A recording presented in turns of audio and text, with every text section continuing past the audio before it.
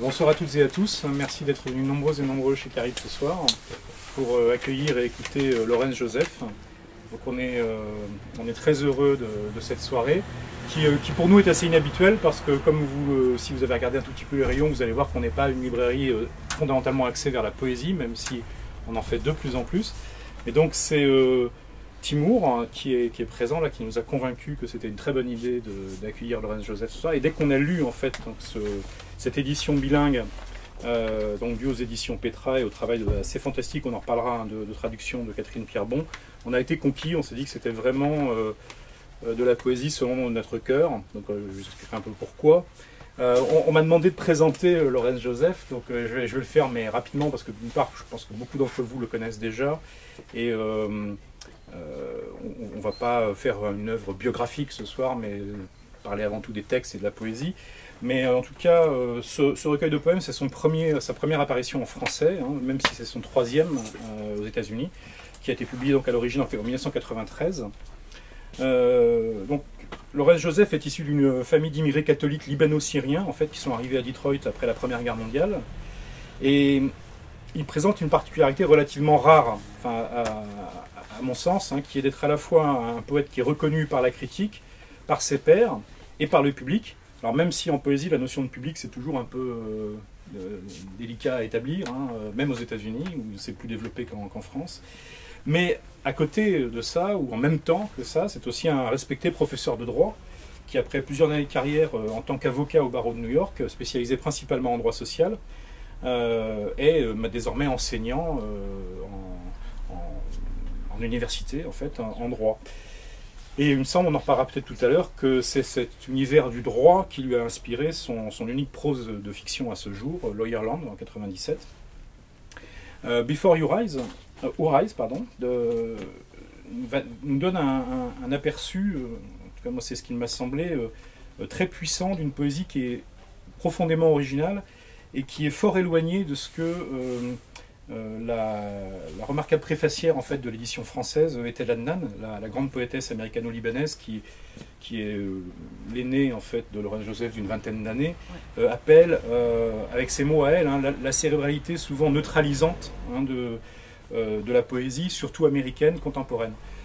Voulant dire par là qu'il y a une poésie qui peut être admirable, qui occupe une grosse partie de la scène américaine, mais qui est souvent, en effet, très intellectuelle et assez déconnectée d'une certaine réalité, soit sociale, soit politique, que, en revanche, Laurence Joseph explore en permanence dans ses vers et dans ses textes.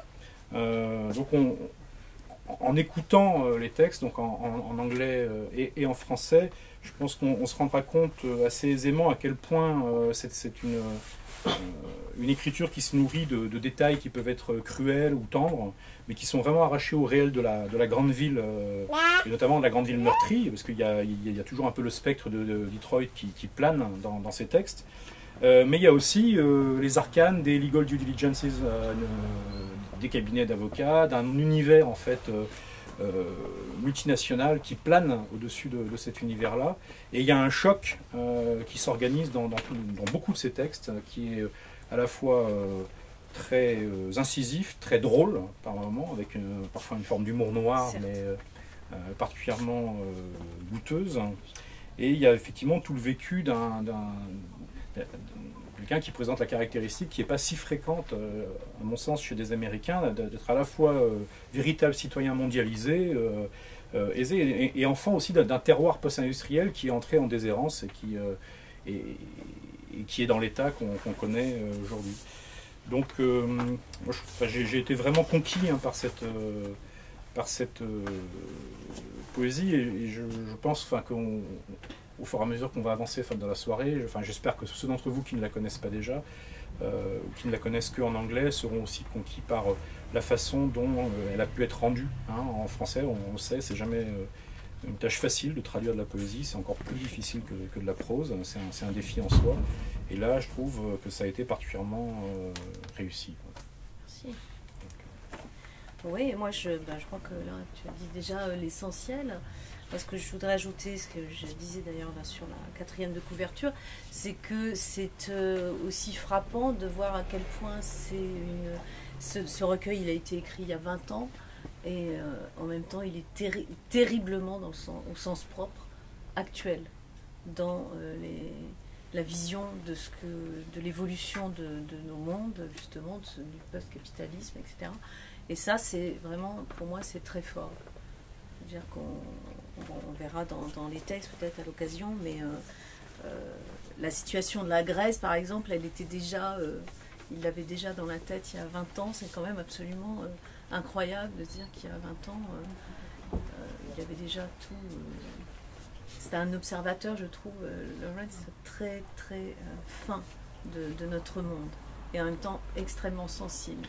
Donc c'est effectivement cette rencontre des deux mondes, voilà, cette sensibilité et puis une observation vraiment sans comment dire, extrêmement aiguë de la société. Voilà, et moi avant qu'on commence à lire, je voulais faire part, j'ai retrouvé dans tous mes nombreux papiers, j'ai retrouvé une interview à l'International Herald Tribune en 2002. I don't know if you remember this. Et où il dit écrire un poème n'empêche pas de tuer le massacre d'innocents. C'était un peu en réponse aussi au 11 septembre. Hein. Donc n'empêche pas le massacre des innocents, mais c'est un acte de résistance. Et voilà, je pense que là, nous sommes bien d'accord sur le sens, sur le rôle de la poésie et de l'écriture. Et là, on se retrouve. Alors moi, j'ai souhaité commencer, c'est inhabituel, mais j'ai souhaité commencer par un texte qui n'est pas dans le recueil, justement, mais qui est dans un recueil précédent qui a été publié, qui est le premier recueil de Larry, qui s'appelait Shouting at No One, en 1983, et je souhaite commencer par une lecture en anglais. Voilà. Donc, j'espère que beaucoup d'entre vous comprennent l'anglais. Est-ce que quelqu'un ne comprend pas du tout l'anglais? He's a liar. Ça s'appelle There is a God who hates us so much. I was pulled from the womb into this city. I learned words when my grandfather lost both legs. Before the altar of God, I spent hours on my knees. I felt God's anger when my semen spilled into my hand. I ate God's body. I promised to never sin. I learned sadness from my mother's eyes. I learned silence in the dust, a woman hid behind to cover her face of scars. I learned blood from my father, fallen to a wooden floor, a Siv's bullet inside him. He lived to warn me to forget.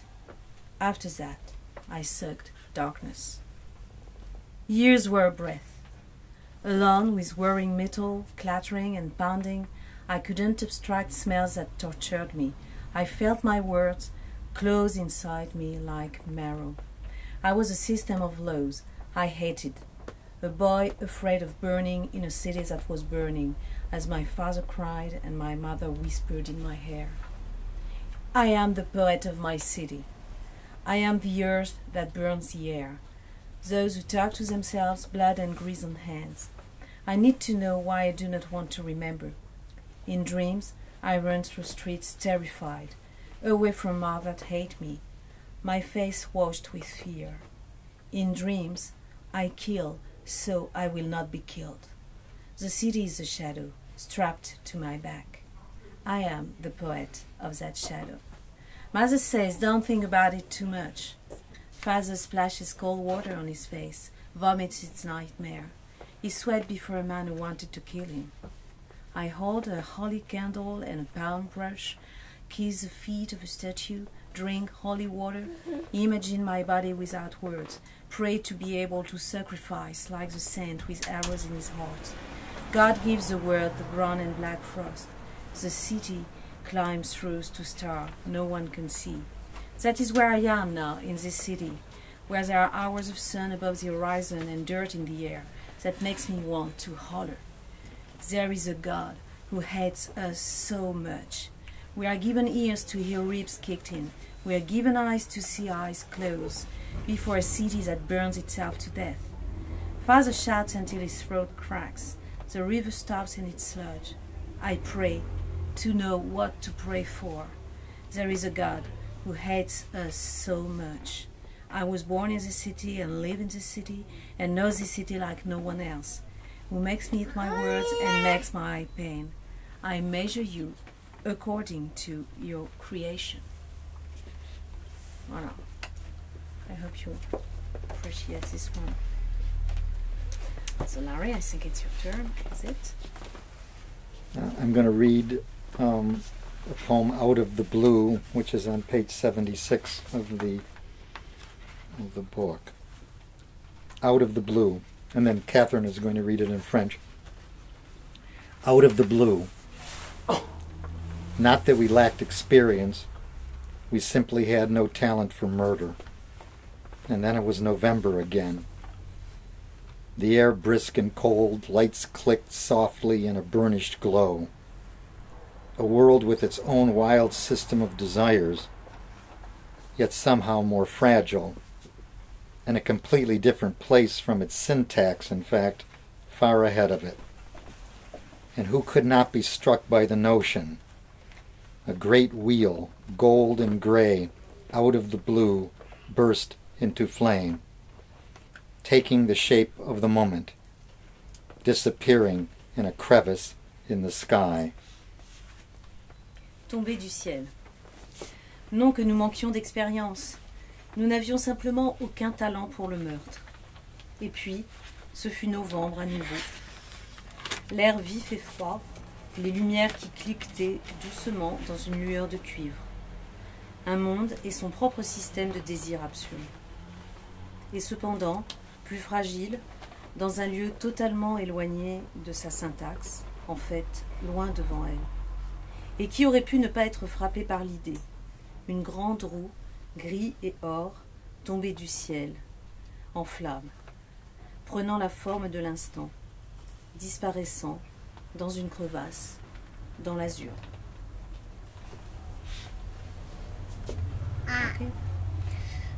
Maintenant, on va commencer par moi. Je vais vous lire un poème qui est à la page 46, pour ceux qui l'ont dans les mains déjà, qui s'appelle en anglais Over Darkening Gold, et qui s'appelle en français donc Par-dessus l'or s'assombrissant. Nous voici donc, voleurs dérobant aux voleurs, dans une société aux sphères complexes, se demandant ce que tu devrais faire. Et toujours, les étoiles soufflées hors du coin de l'œil. Les bébés dorment en rang magnifique. Mais la course de tes yeux va si vite. Nous ne sommes plus humains désormais. En cet autre lieu, un chien continue de hurler dans le lointain. Elle a dit, c'est ce que je disais. Elle l'a dit. Le désir n'est pas une forme de tristesse, a-t-elle dit. Autour de nous, chatoiement métallique, sauvage. L'histoire, un sujet, à l'intérieur du ciel. Repli et recul aussi. La difficile mémoire d'une divisante mémoire, tuant l'ordre de la journée. L'état de l'état consume l'ébène sublime de la lune. Laisse aller. Non, reviens sur terre. Tu as raison, ces temps-ci, il faut être particulièrement attentif. Les déterminés sont en mouvement permanent, formés par-dessus l'or, s'assombrissant. Over Darkening Gold. 1. So here we are, thieves stealing from thieves in a society of complex spheres, wondering what you should do, and still stars blown outside the eye's corner. 2. The babies are asleep in beautiful lines, but your eye's circuit is going so fast we're no longer human. In that other place, a dog is still wailing in the background. 3. She said, that's what I said. She said it. Desire isn't a form of sorrow, she said. Around us, wild metallic shimmering. History, a subject inside the sky. 4. Inwards, and backwards too. The difficult memory of a divisive memory, killing the order of the day. The state of the state consumes the sublime ebony of the moon. 5. Ease up. No, ease down. You're right. These days one must be especially careful. The determined are constantly moving, formed over gold, over darkening gold. Shall we make a break?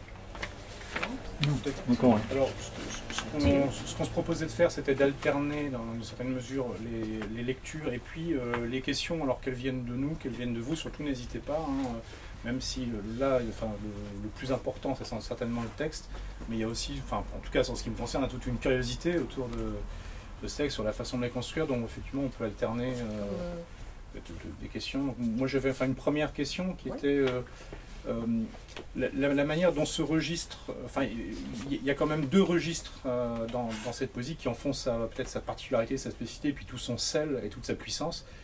Après, il faudra que je traduise peut-être, enfin, mais qui est, je dirais, un registre de poésie, d'émotion classique qui s'ancre dans le terrain, dans la réalité, dans ces mots qu'on entend. Et puis un qui effectivement on devine ou on sent que le droit, enfin, et la culture juridique n'est pas innocente là-dedans, qu'il y a un discours au contraire en net surplomb, enfin, un discours de grand, enfin, avec toute la mécanique sémantique qui est celle des dirigeants du monde. Et, do you want me to try to translate more or less? So I think it's a question of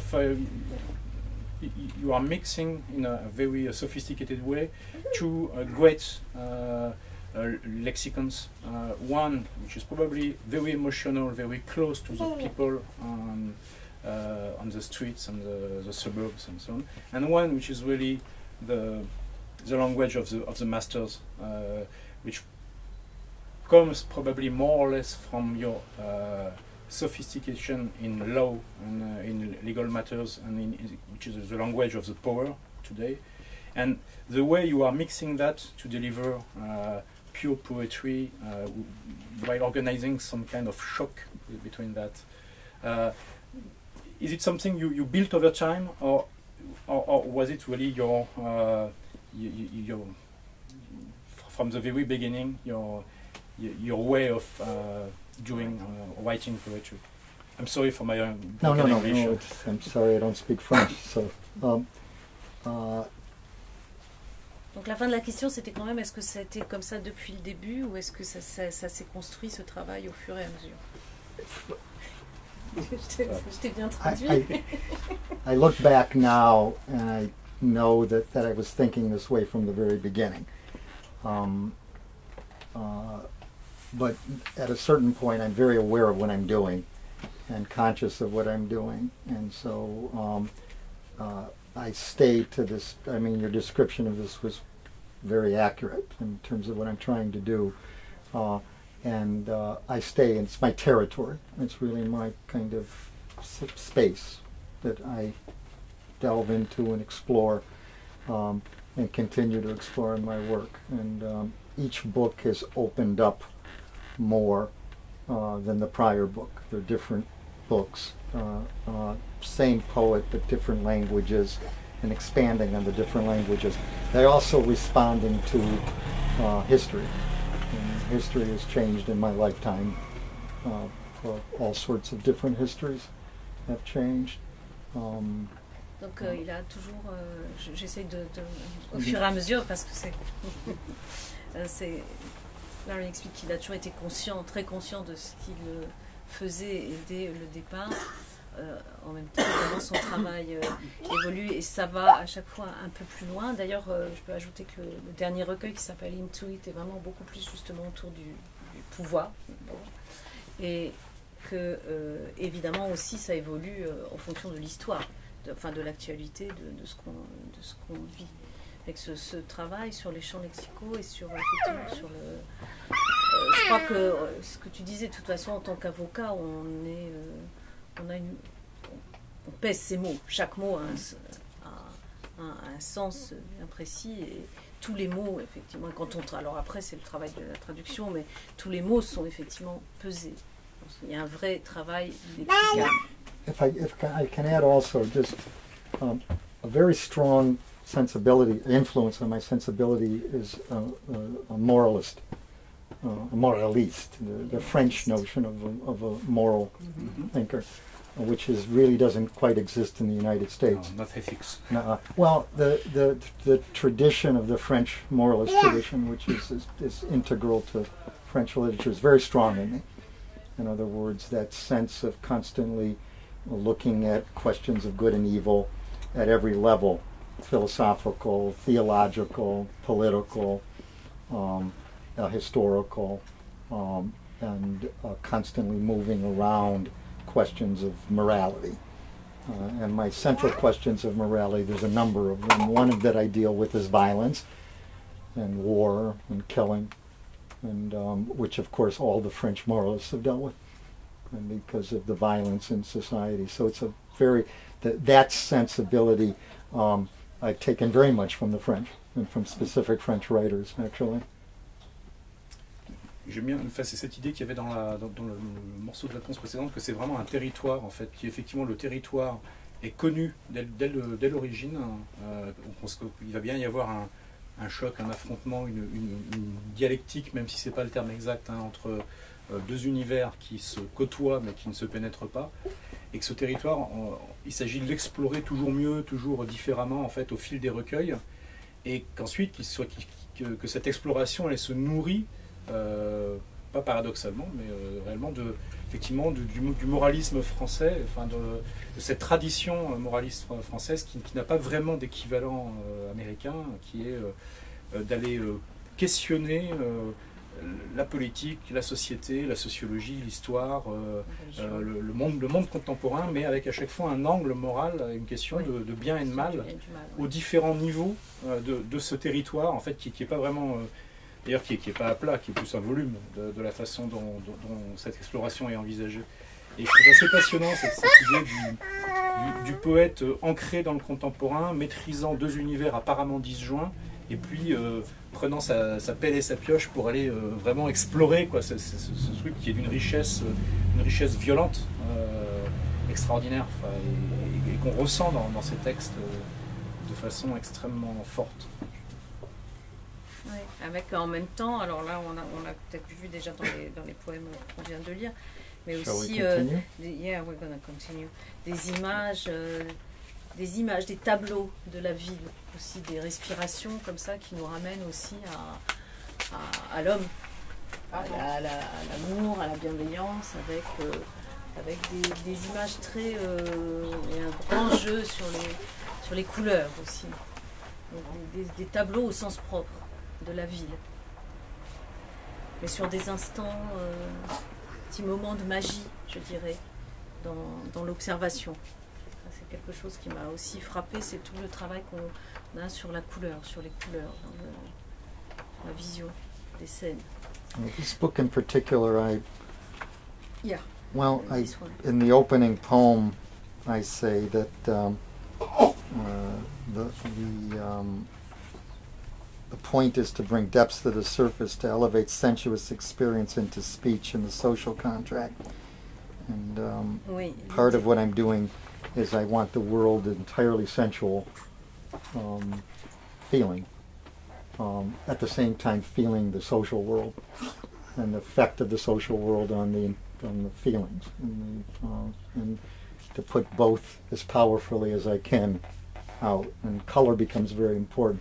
My wife, who is here, is a painter and has an enormous influence on my poetry. And I see poems in planes, really. And here again, the French have been enormously been influenced by Cézanne, like all French writers have been influenced by Cézanne. And the planes and the different languages and the different kinds of movements. So it's constructed, it's composed in many ways, like a painting is composed or even music is composed. Want me to read variations? Donc l'idée justement que la phrase dans le poème d'introduction que Larry vient de lire, c'est l'idée, qui est un peu un poème programmatique on va dire, par rapport au recueil, c'est l'idée c'est de porter les profondeurs à la surface, d'élever l'expérience sensuelle en discours et en contraste social. Voilà, ça c'était dans le poème, dans le And premier here, poème. by written, I mean made. By made, I mean felt. Concealed things, sweet sleep of colors. Par écrit, je veux dire fait. Par fait, je veux dire senti. Chose cachée, sommeil suave des couleurs. Voilà, ça annonce bien le programme. Et avec cette idée d'utiliser justement tout ce terreau d'émotions, enfin de feelings, hein, pour le projeter effectivement vers le mur du langage adverse, hein, quasiment, et d'utiliser pour ça des techniques qui correspondent en fait à des techniques de peintre, hein, et vous mentionnez Cézanne, et donc avec une conception de l'espace graphique en fait extrêmement orchestrée, extrêmement méticuleuse, c'est-à-dire que ces mots qui traduisent ces émotions arrachées au réel et qu'on envoie vers le langage des grands, ils ne se présentent pas en ordre dispersé, enfin, ils ont beau être constitués d'émotions, ils sont extrêmement orchestrés, enfin, et composés. Je suis désolé, c'est une traduction un peu libre. Hein. The next poem is in 8 sections, and I will read 2 sections, and then Catherine will read 2, and then we'll alternate. On va alterner. It's on page 86 and 87. Why don't you tell them that? Okay, I'll just start. Just start. Variations on a theme. 1. Winter dragged on. Established remnants fell apart, displaced by chaos, by functions. Take the renowned banker whose murmuring the socialization of money has become an abstract force, and he's nervous. In the background, out of the ground of being, a resident of the hill in her tin hut at the end of the Manhattan Bridge insists she possesses a master's degree in English. 2. My friend the priest is studying Malcolm's X, how Detroit Red decided to redesign his sorrow. The X across, he contends, though none of it the Gnosticism popularized in certain circles. The way my friend sees it, the species is undergoing a cerebral mutation. 3 distinct types will survive. Those who need to kill, those who wait silently for transformation, and those the militants, seesawing between the murderers and the victims. 3. Parle-moi de ça. Le cuivre en fusion, le cuivre brûlé dans un brouillard éthéré. Mon Dieu, ajouta-t-elle doucement, tout cela semble tellement loin. Non, cet après-midi même, j'ai vu un de mes semblables verser du parfum sur le corps d'une ombre. 4. Et c'est la loi, porter à la lumière les profondeurs les plus enfouies. La jurée, hurlant que l'accusé est le diable qui la dévisage, la rend folle. La tension intense, martelant la vérité, toute la vérité, rien que des phrases sans fin. 5. I haven't forgotten the way you converse, to attend once more to words as words. I mean it. Lips and skin remember, a voice on the avenue, sensuous enough to touch. 6. Gesticulating his head forward, poking his baby finger, intonations arising in a manner of speaking without agitation, he says to her he doesn't understand metempsychosis.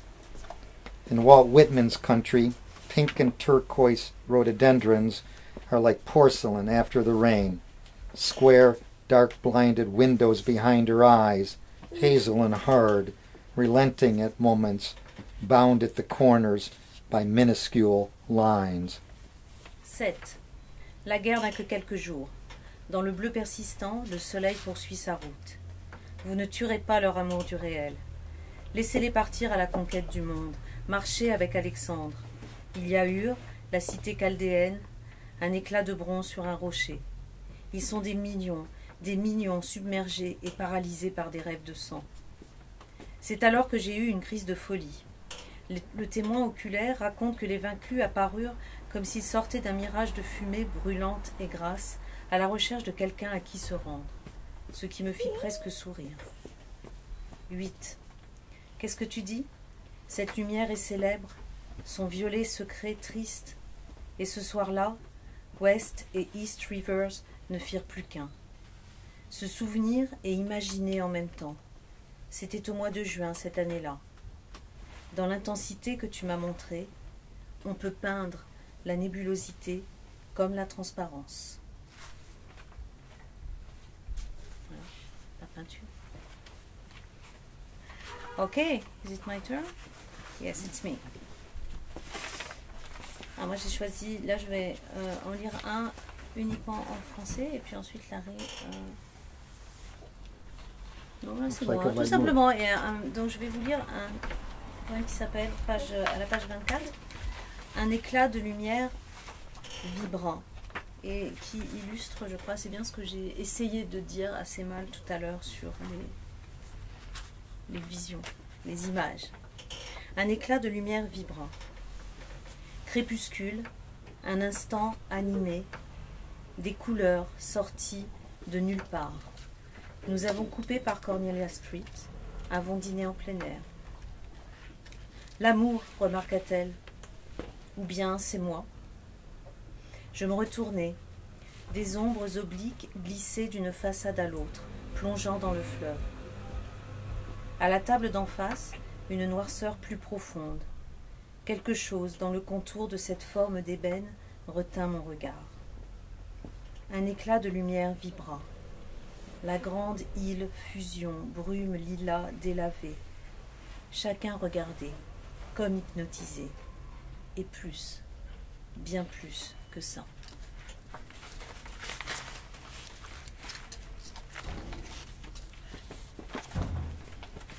And the final poem in the book, the last poem in the book, which I'll read, then Catherine will read.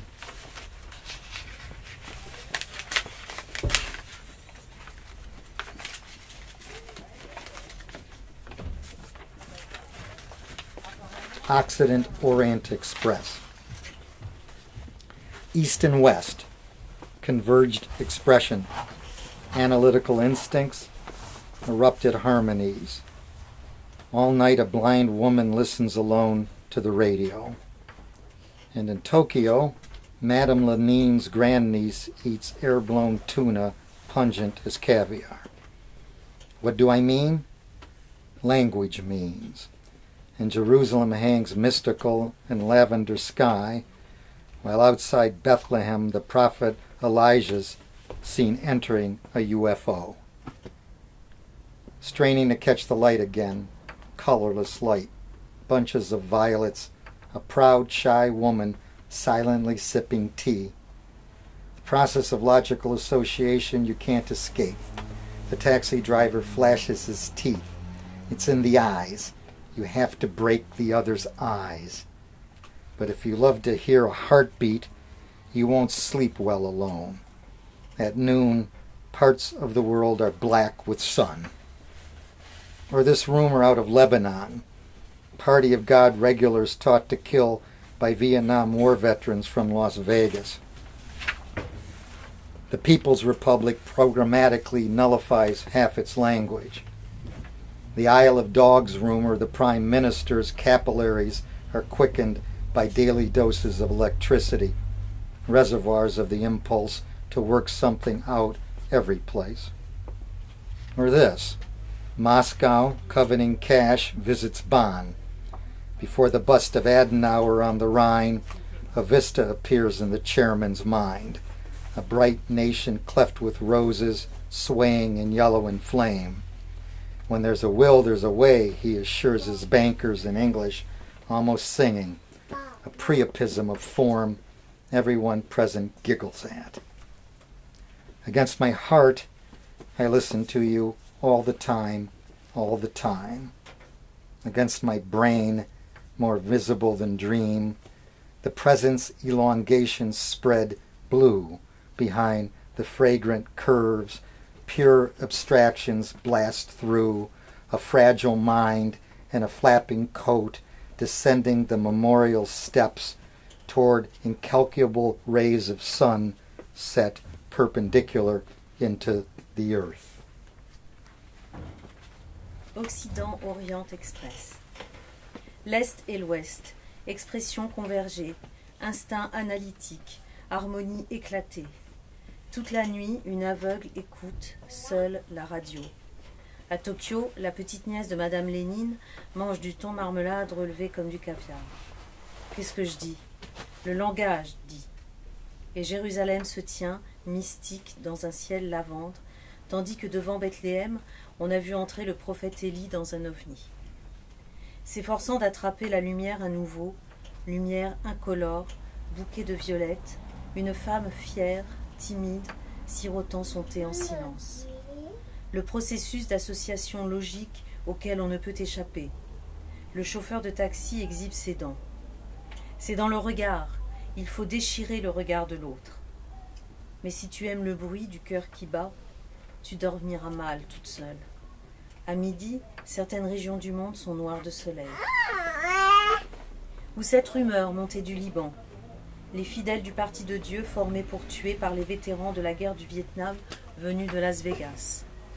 La République populaire programmatiquement invalide la moitié de son langage.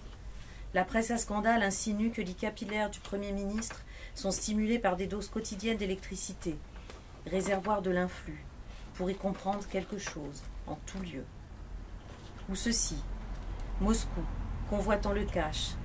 En visite à Bonn, devant le buste d'Adenauer sur le Rhin, le président a une vision. Une nation brillante déchirée par des roses oscillant en jaune et or. Quand on veut, on peut, assure-t-il à ses banquiers en anglais, chantant presque. Un priapisme de forme dont chaque témoin se moque. Contre mon cœur, je t'écoute, tout le temps, tout le temps. Contre mon cerveau, plus visible que le rêve, les élongations du présent s'étirent, bleues, derrière les courbes parfumées, pures abstractions, soufflées d'un esprit fragile dans un long manteau flottant, descendant les marches du mémorial vers d'incalculables rayons de soleil, fichés, perpendiculaires dans la terre. Voilà, c'est le dernier poème du recueil. Et nous avions prévu de nous en tenir là pour la lecture. Oui, moi j'avais une question qui est peut-être un peu naïve par rapport à ça, mais on l'a mentionné au début. Donc Lorraine Joseph est d'origine et de famille en fait d'immigrants libanais en fait aux États-Unis. Donc il y a déjà un moment.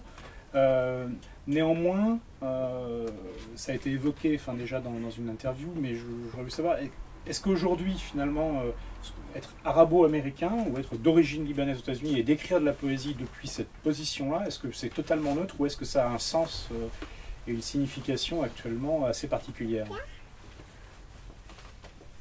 So is it neutral today to be an Arabo-American? Neutral? Yes, is it neutral or does it mean... No, it's not neutral. It's a certain identity that is defined socially by all sorts of ways in the world, and certainly in the United States. So I'm aware of that, and I create the identity. When I use that identity, I create it within the poems and the way in which the person with that identity is looking at the world. No, it has political content. Yeah, but will you think that today it will influence maybe more than 20 years ago the reception of the poetry itself, or is it a way for you to integrate a political situation that has changed significantly in 20 years? Yes, I mean it's. I started in the first book dealing with it and with the identity, and I kept it through. And yes, it's changed with the way America has changed toward the Arab world. War, terrible war. Does it give you more visibility, you would say? Est-ce que ça donne plus de visibilité ou plus de poids? I think so. I think so. I think that I was doing this before others were doing it, and aware of that, and it gives me visibility on one level. On another level, the problem is that the misunderstandings of the Arab world in the United States is history with the Arab world, and the Le problème, wars. c'est que les Américains ne comprennent pas forcément, se trompent sur cette interprétation du monde arabe. Is very not often. It's complex, and it isn't the perspective that I have, and so it cuts my perspective cuts against it. In other words, I'm politically and morally in a position to be against it, resisting it, if you like, in the poetry, as morally, and it has to do with violence and war, because we've been at war. The United States has been at war more or less with Arab countries since 1948, my entire life. And we certainly don't look like, the United States doesn't look like it's going to stop soon, or ever. We'll be endlessly at war with the Arab world. Non, Larry disait que ça fait effectivement qu'il est né en 1948, et donc son point de vue, c'est que les États-Unis sont en guerre plus ou moins avec le monde arabe depuis 1948, et que c'est pas sur le point de s'arrêter, vraisemblablement. Et qui va m'aider là? Quelle est la vision? Oui, en fait, c'était une vision qui était très claire pour lui dès qu'il a commencé en fait à écrire, mais qu'en revanche, le contenu moral et politique de cette guerre en fait a quand même changé de nature depuis qu'il écrit, hein, et qu'au cours des 20 ou 30 dernières années, ce conflit en fait qui était plutôt larvé en fait est devenu très spectaculaire, et donc ça change en effet le regard que la société américaine en fait au sens large porte sur ses citoyens d'origine libanaise ou arabe, enfin, et que donc c'est effectivement pas neutre du tout aujourd'hui d'écrire depuis cette position qui pourtant a une origine qui remonte à 2 générations, mais qui est ancrée dans un contexte politique et historique qui est aujourd'hui particulièrement aigu, même s'il n'est pas récent, s'il remonte effectivement à 1948 pour prendre une date emblématique. The perspective is from being an American. My parents were born in the United States, but I'm from entirely a Lebanese and Syrian background. But the perspective, I'm an American poet, and the United States' history is now integrated into the history in the Arab world, and will be forever in American history. And this is, no, Americans don't think this way, but that's exactly what's happened. And I'm recording it, that part of it. Ce qu'on ressent d'ailleurs dans plusieurs de ces textes de façon très directe, c'est que les Américains aujourd'hui, donc Lawrence est un poète américain, il n'y a aucun doute là-dessus. L'Amérique est une société qui intègre ses immigrants, enfin qui prétend le faire et qui le fait assez largement. Néanmoins, les États-Unis aujourd'hui sont une partie intégrante de l'histoire du Moyen-Orient. Même si les Américains ne présenteraient pas comme ça, de fait, ils le sont. Et ça, c'est quelque chose que Larry, et je pense que les textes manifestent, enregistrent en fait, et chroniquent pour le futur et pour le présent, hein, cette intrication, cette existence des États-Unis en tant que fait politique et historique du Moyen-Orient contemporain. Ce qui est effectivement une vision qui, je pense, est assez rare chez des intellectuels américains qui ne soient pas identifiés immédiatement comme étant d'extrême gauche américaine. C'est rare qu'il y ait cette perception que quand bien même on ne s'en rend pas compte, on est partie prenante à 100% en fait, d'une histoire politique et historique qui se passe ailleurs en apparence. Et c'est d'autant plus spectaculaire que ce soit moi je trouve, hein, dans de la poésie, c'est ce qui fait aussi cette tonalité, cette puissance, c'est que c'est à la fois magnifiquement écrit et puis ça s'inscrit vraiment dans le présent et dans la violence du présent.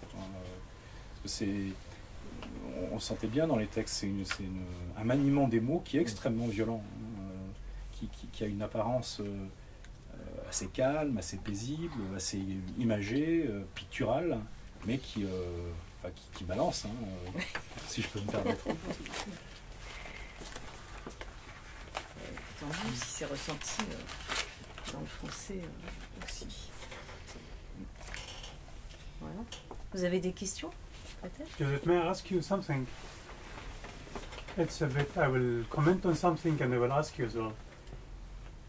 I mean, in the United States, I feel that when your poetry goes back to Odin, let's say more than Eliot or Pound, in terms of political engagement in the deep sense, when you are humanely and historically engaged, and it's not only, I mean, the poetry of protest, it's somewhere which is several layers, mental, direct, but I mean, my feeling and through my readings of the Arab Americans who write in English, I mean, I feel that still in the United States there is a kind of cultural discrimination. I mean, someone who writes, still the society is dominated by white males who put the laws and who really organize the society. So when you, I mean, poets like you and or like Claudia Rankine in Citizen, or Khaled Motawa or Hayyan Sharara, I feel always that they are stigmatized somehow when they are, I mean, categorized as poets who are Americans and non-Americans. I feel that there's somehow this is marginalized. Is this something which is programmed even in terms of the cultural establishments in the United States? Is there a kind of policy? Why don't you repeat the question in French, and then I'll answer it, and then you can... You make it quicker. Non, mais c'est juste la question, c'est les organisations américaines et la domination d'hommes blancs, des hommes blancs, et c'est le poète qui écrit en anglais, mais ses origines, ses racines arabes, ou pas juste arabes. Je pense que il y a un sujet de discrimination. C'est marginalized. Yeah. I think that's right. I think that happens, and I think that's real. I don't know how much it happens with me, and I don't really care because my use of the way my identity, or my Arab identity, or an Arab identity operates in the poetry has deeper meaning. I mean, I'm dealing with questions of racism, questions of humiliation by identity and by political perception or whatever, and that's a deeper type of question.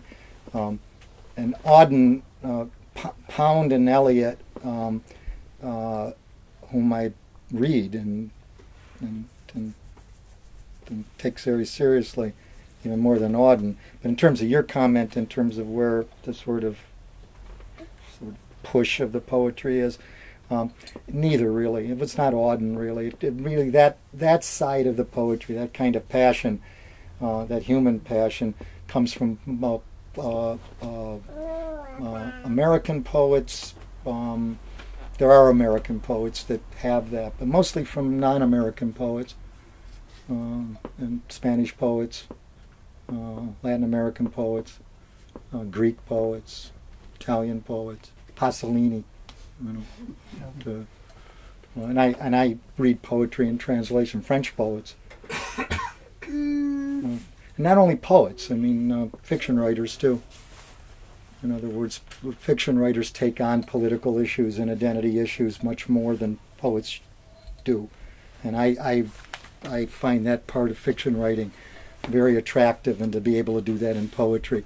You have fiction writers and who aren't afraid at all to go and write against power and what it does to human beings. But the marginality, yeah, it's going to exist. It's a kind of racial thing. It's racist, and there's racism in America, and that operates. But marginality, poets are marginal in societies. If you're further marginalized, my belief always is that just push harder. That's all. I mean, it's not going to stop. So I'm marginalized. It's not going to stop me from doing what I'm doing. But the discourse of identity doesn't end up in racism as well, somehow. The general discourse of identity. No, somehow. No, I think, and we're finding that out, and I think in the generation following mine, your generation, is finding that more.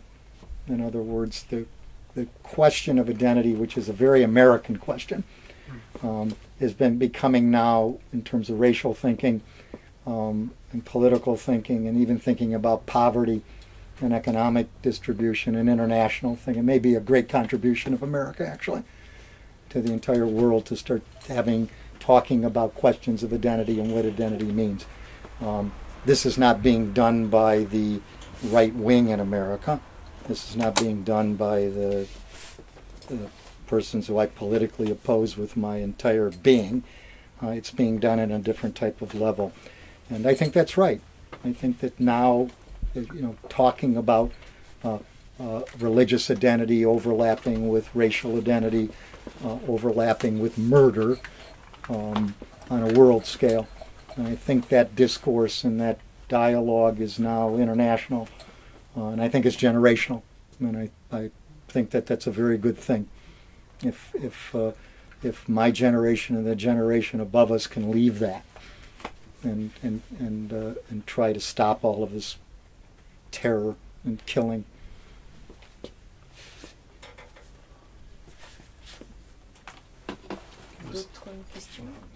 S'il n'y a pas d'autres questions, mais sinon je vous propose, n'hésitez pas à poser aussi des questions en particulier à Lorraine Joseph, sinon je vous propose de poursuivre justement la soirée autour d'un verre, de l'amitié et de la poésie.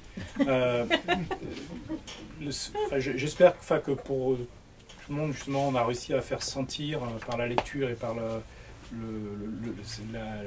puissance assez rare de cette poésie, donc à la fois extrêmement sophistiquée et extrêmement contemporaine, extrêmement réaliste. Et donc c'est une belle occasion, puisque c'est la première fois en France donc de se procurer ce texte, de le faire signer par l'auteur et par la traductrice, qui encore une fois a fait un travail impressionnant, parce que c'est pas une langue facile, la langue de Lorraine Joseph. C'est une langue qui est très travaillée, comme il l'a indiqué, sous son apparente simplicité. Et donc voilà, et donc merci beaucoup d'avoir fait cette soirée. Merci à Lorraine Joseph. Merci.